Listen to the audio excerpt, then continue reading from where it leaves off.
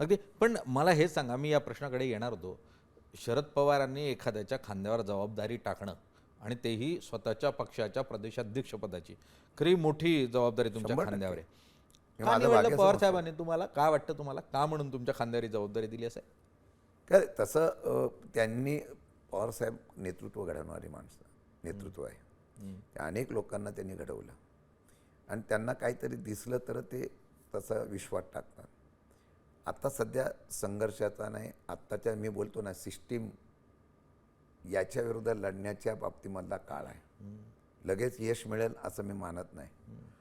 परंतु त्यांनी एक विश्वास टाकला असेल की कामगार संघटनेमधला आहे, चळवळी आहे, आक्रमक आहे, सध्या अंगावर जाण्याची प्रवृत्ती असणारं नेतृत्व आलं तर ते पुढं बोला. आणि जयंत पाटील साहेबांनी पण मी अभिमानाने सांगितलं, पडत्या काळामध्ये पक्ष सगळे गेल्यानंतर सावरण्याचं काम चांगलं केलं नव्हे तर त्यांच्या प्लॅनिंगमुळे आम्ही लोकसभेला यशस्वी झालो आणि प्रत्येक उमेदवाराशी ते कॉन्टॅक्टमध्ये होते. त्यांनी काम चांगलं केलं आणि हे केल्यानंतर त्यांनी जी विश्वास टाकला की आता कोणाला तरी द्यावं. साहेबांनी आणि पक्षाच्या नेत्यांनी, सुप्रियाताई असेल, जयंत पाटील सगळ्यांनी एकत्र बसून आमच्या नेत्यांनी ठरवलं की आता शशिकांतच्यावर जबाबदारी द्या. तसं मागं माझं नाव चर्चेला एक संघ राष्ट्रवादी असतानापासून माझं नाव चर्चेला कायम येत असायचं, होतं. हो. सारखंच असायचं. हो, हो. पण त्यावेळेला ते थांबलं गेलं.